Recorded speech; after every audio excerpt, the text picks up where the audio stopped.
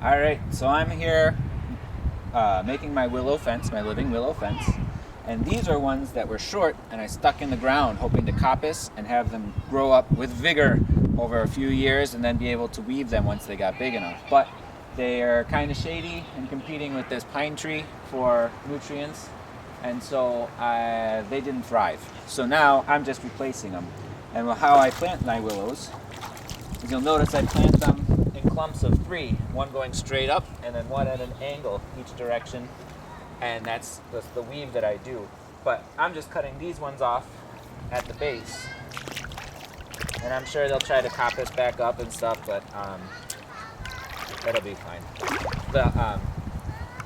And so since I'm using long ones that are going to be woven right away, I don't need them to thrive necessarily as much as I'd like that, but as long as they survive and grow from year to year, they'll be in a nice fence shape. So what I do is I take this piece of rebar and this hammer it in, and I've been going about, I don't know, probably about 1 foot 14 inches or so, and then I pull it out, and then I can get by with probably about a 5 or 6 foot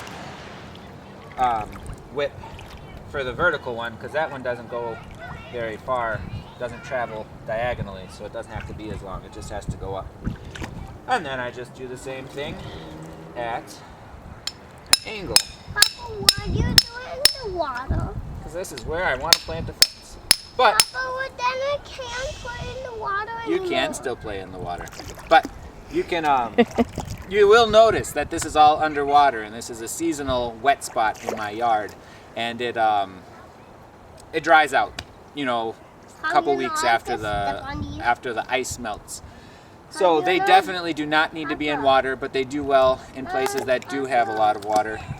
And these are basket willows, French basket willows of unspecified, I don't know what they are. They're oodles of different kinds of willows. So this is how I do my living willow fence.